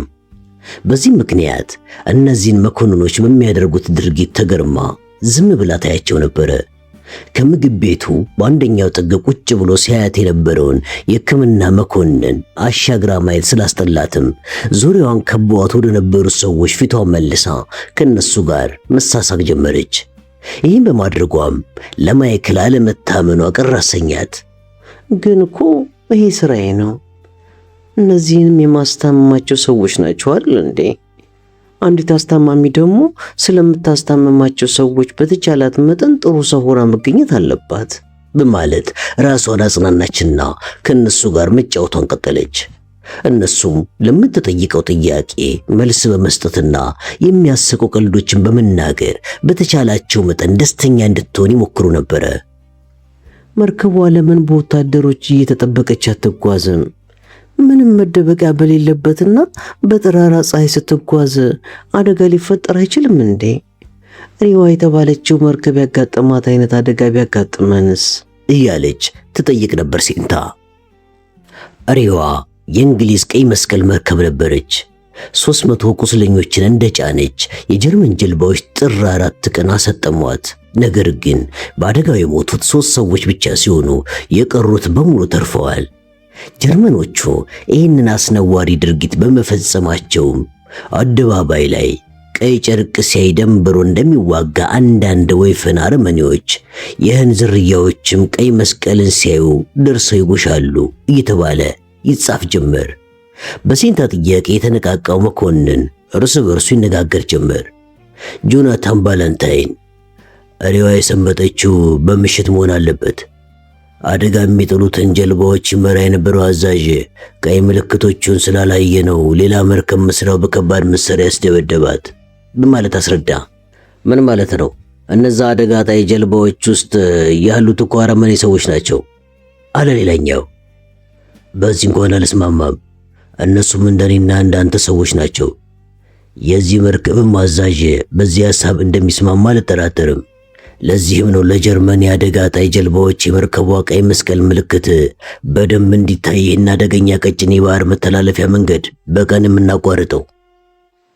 ሐሳብን አልቀበለውም። እነዚህ የተረገሙ የህን ዝርያዎች እንኳን እኛን ወዳጆቻቸውንም አይምሩም። እኔም ብሆን አልምርም። ወታደር መሆንን ረሳው እንዴ?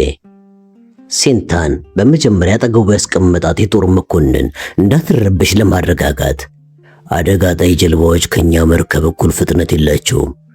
የኛ መርከብ በጣም ፈጣን ናት። ስለዚህ አደጋ ሊጥሉብንም ሆነ በሌላ ዘዴ ሊያጠቁን አይችሉም።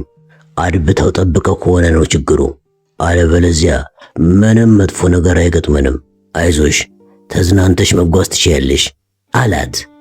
ቁርሷን ብልታ ስትነሳ አንድ ረጅም ክብ ትከሻ ያለውና መነጽር ያደረገ ሰው እኔ ዶክተር አርኪባልድ ስቱዋርት እባላለሁ። ሻለቃ ራይት ከኔ ጋር እንደምትሰሪና ስምሽም ዲተሪ እንደሆነ ነግሮኛል አላት። ሴንታ በሰውየው አቀራረብ ደስ ተሰኘች፣ ግን በበታችነት መስራቱ ደስ አላላትም። ለጊዜው ግን ከመቀበል ሌላ ምንም አማራጭ አልነበራትም። የሕክምና ወይም የአስታማሚነት ልምድ አለሽ እንዴ? ሲል ዶክተር ስቱዋርት ጠየቃት። ሴንታ በዚህ ጊዜ በእነዚህ ሁሉ ሰዎች ፊት ልምድ እንደሌላት መናገር ስላልፈለገች ራሷን በመነቅነቅ ባሉ ተመለሰች። ዶክተሩም እኔም ልምድ እንደሌለሽ ገምቼ ነበረ፣ ግን ምንም አይደለም። የአስታማሚ ዋናው ተግባር ህመምተኞችን ማበረታታት ነው። ባየሁሽ በጥቂት ጊዜ ውስጥ እንኳን በዚህ በጣም ጎበዝ እንደሆንሽ ተገንዝቤያለሁ። በአንደኛ ማዕረግ ውስጥ ላሉት ህመምተኞች ዋነኛ አጽናኝና አበረታች እናደርግሻለን። ሻለቃ ራይት በዚህ ጉዳይ ላይ በጣም ስላስጠነቀቀኝ አንደኛ ማዕረግ ውስጥ ብቻ ትሰሪያለሽ አለ። ዶክተር አርኪባልድ ስቱዋርት ስለ ሴንታ የሰጠው አስተያየት ትክክለኛ ነበረ።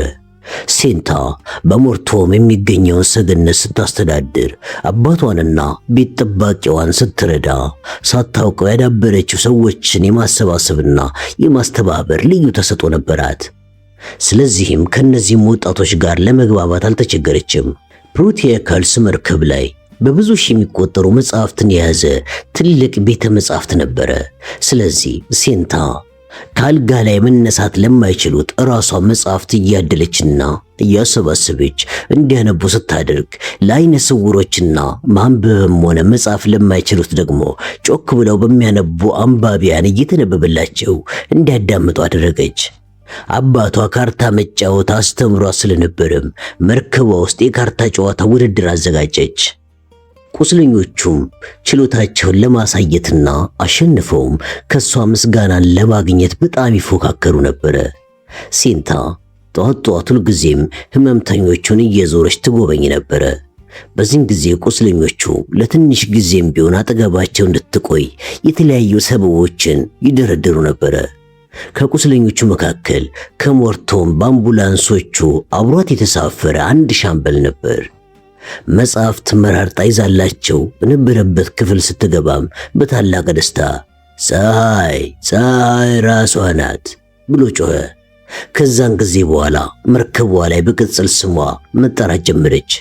በቀላሉ የሚያኮርፍና የሚቀየም የሚመስለው የሕክምና ኃላፊውም ሻለቃ ዳዊትም አስታማሚዋ ፀሐይ እያለ ይጠራት ጀመር።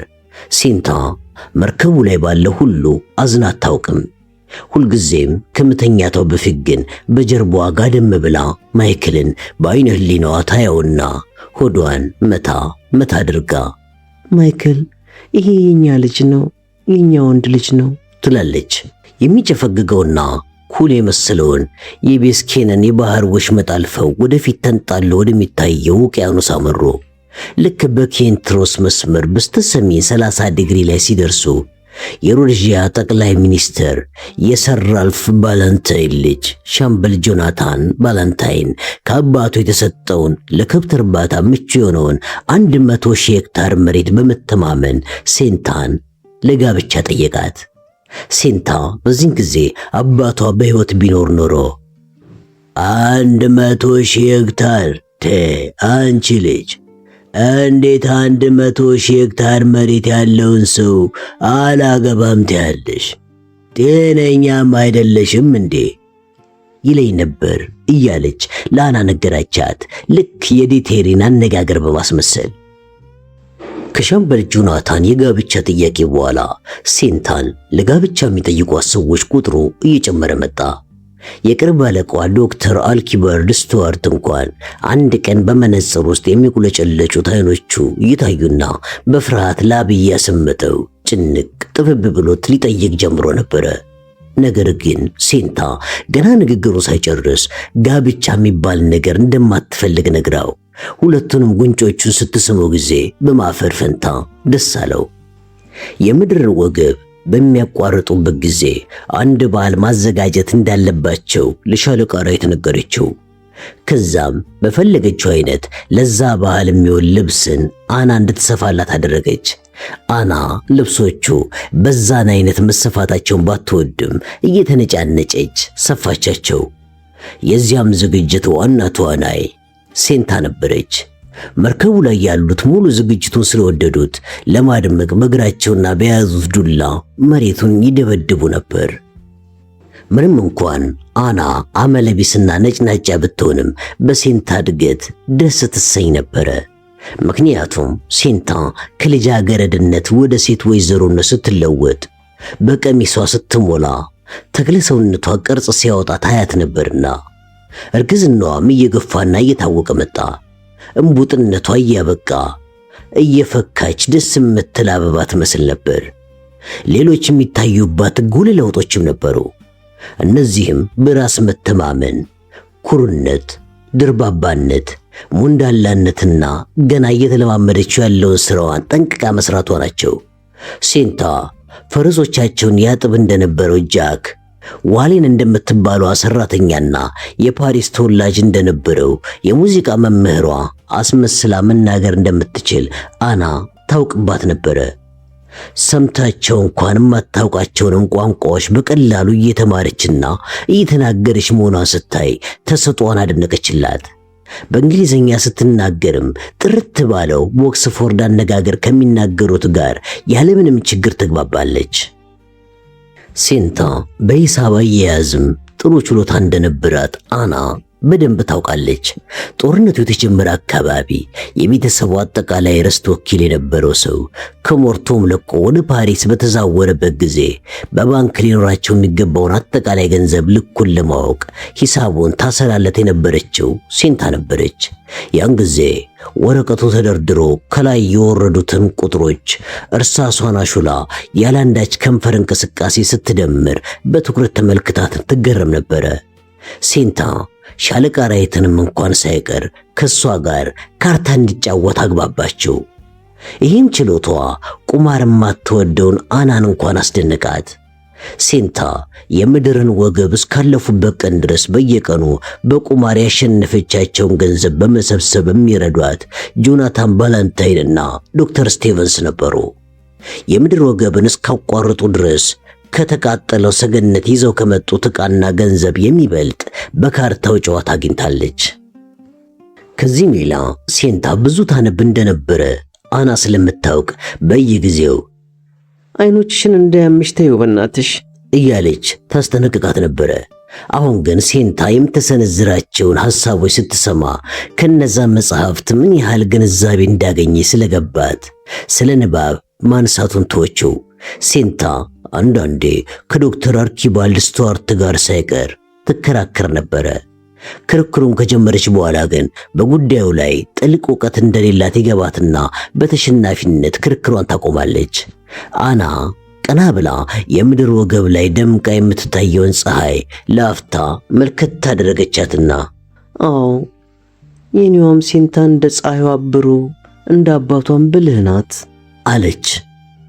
ሴንታ ሙቀትና የፀሐይ ብርሃንን የምትፈልግ ትመስላለች። መርከቡ ላይ ነፋስ ለመቀበል ከወጣች ብዙውን ጊዜ ፊቷን ወደ ፀሐይዋ ትመልሳለች። ታዲያ አንድ ቀን እንደዚሁ ስታደርግ ቆየችና አና ዝናብና ቅዝቃዜን እንዴት እንደጠላው ልነግርሽ አልችልም። እንደዚህ አይነቱ ሙቀት ደስ አይልም አለቻት። ቆዳሽን እኮ ወደሚያስጠላ ቡና አይነት ቀለም ለውጦታል። የሴት መልክ ደግሞ እንደዚህ ሲሆን አያምርም አለቻት አና በበኩሏ ለማስጠንቀቅ ብላ። ሴንታ ይሄኔ እጅና እግሯን በደንብ አየቻቸውና አና እንደዚህ አይነቱ ቀለም እኮ ቡና አይነት አይደለም የሚባለው ወርቃማ ነው አለቻት። ሴንታ ስለ ደቡባዊ የዓለማችን ክፍል ብዙ ያነበበችና ብዙ ሰዎችን ያነጋገረች ሴት ናት። መርከቧ ላይ ሆና ጊዜውንና አቅጣጫውን የሚቆጣጠረው ሰራተኛ ጠይቃ የደቡባን ኮከብ እንዳሳያት አናን ትቀሰቅሳትና አብረው ብዙ ይቆያሉ። ከሱ ጋር ብዙ በቆዩ ቁጥር አና የሰማዩ ነገር ግራ እያጋባት ይሄድ ጀመር። ምክንያቱም ወደ ላይ አንጋጣ ሰማዩን ስትመለከት በላዩ ላይ ተፈነጣጥቀው ሲንተገተጉ የምታያቸው ከዋክብት ይቅሩና ሰማዩ ራሱ ብቻ ብዙ የሚያሳስቡ ነባት። አና ያቺን ኮከብ አየሻት?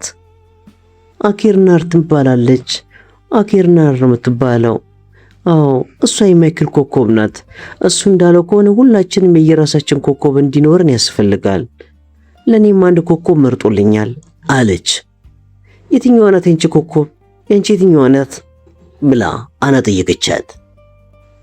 ያቻትልሽ ትልቅ መስቀል ከሰሩት ከዋክብት መካከል ደመቅ ብላ የምትታየዋ አክሮኮስ የምትባለዋ ናት። የምድር ምሰሶ ከሆነችው ከደቡብ ኮከብ በስተቀር በኔ ኮከብና በማይክል ኮከብ መካከል ሌላ ምንም ኮከብ የለም። ምድራችን ስትዞር እኔና አንቺ ዳርና ዳር ሆነን ደግፋታለን ብሎኝ ነበረ። ዳሩ ምን ይሆናል? አና ልብ ወለድ ታሪክ አይመስልም? ይህ ልብ ወለድ ታሪክ ሳይሆን ልብ ወለድ ቅዠት ነው አለቻና። በሆዷ ግን በሕይወቷ እስካሁን ድረስ እንደዚህ የሚላት ወንድ ስላላጋጠማት በጣም አዘነች። አና ሌላ ተጨማሪ ችሎታም በሴንታ ላይ ታለች። ይህም ሰዎችን በንግግር የመሳብና ተደማጭነትን የማግኘት ችሎቷ ነበረ። ሴንታ በምትናገርበት ጊዜ የመርከቧ ካፒቴንና ሻለቃ ራይት እንኳን ሳይቀሩ የወንድ የበላይነት ስሜት ሳይሰማቸው ጸጥ ብሎ ያዳምጧታል። አና እንዴ እሷ እኮ ገና አንዲት ፍሬ ልጅ ናት። እነሱ ግን ልክ እንደ ብስል ሴት ወይዘሮ ያዋታል። ምን ይሄ ብቻ እንደ ባልንጀራቸው ነው እንጂ የሚያዋት በማለት ትገረማለች።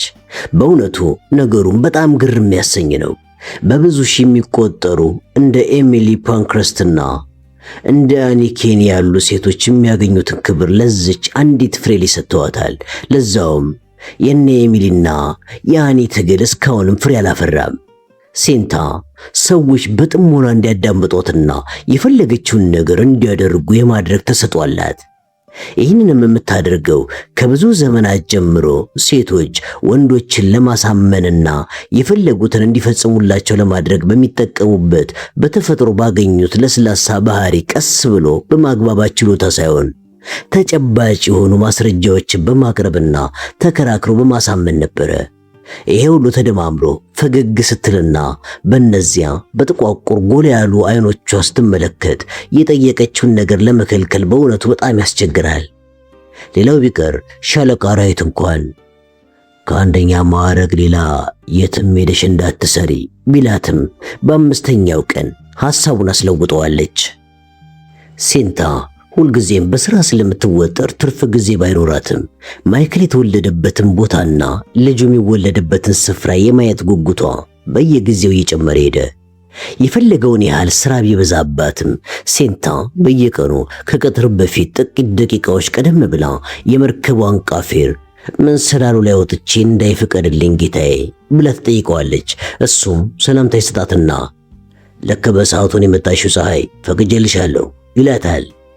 ከዛም ትንፋሿ ቁርጥ እያለ መንሰላሉን ትወጣና ውቅያኖሱን አይኗ ማየት እስከቻለበት ርቀት ዙሪያውን ስታይ ቃፊሩ ደግሞ መርከቧ የምትጓዝበትን አቅጣጫና በስንት ዲግሪ የኬክሮስና የኬንትሮስ መስመር ላይ እንዳሉ ካርታው ላይ ምልክት ያደርጋል። ይኸውልሽ ፀሐይ፣ ይኸውልሽ አሁን የምንገኘው በደቡባዊ ንፍቀ ክበብ 17 ዲግሪ ላይ ነው። ኬኒን ከሚባለው ወንዝ 1026 ኪሎ ሜትር በስተሰሜን ምስራቅ ላይ ነው ያለነው። ፈጣሪ ቢፈቅድ አየሩ ጥሩም ከሆነ ከ4 ቀን በኋላ ኬፕታውን እንደርሳለን። ሴንታ በጉጉት ካርታውን ተመለከተችና የደቡብ አፍሪካን ወሽመጥ አልፈናል ስትል ጠየቀችው። አይደለም አንቺ የምትየው ጀርመኖች ቀደም ሲል ይዘውት የነበረውና ከ2 ዓመት በፊት ደቡብ አፍሪካውያን የያዙትን ቦታ ነው። ለመሆኑ ቦታው ምን አይነት ነው? ጫካ የበዛበት ወይስ ሳር የተንጣለለበት? እንደሱም አይነት ቦታ ቢሆን በጣም ጥሩ ነበረ። እግዚአብሔር የረገመው በረሃ ነው። ሴንታ ከዚህ በኋላ ቀና አለችና ውሃውን እያየች ከውቅያኖስ ጀርባ ተደብቆ ስላለው ክፍለ ዓለም ጥቂት አሰበች። ከዛም መቼም መጨረሻውን ማየቴ አይቀርም አለች።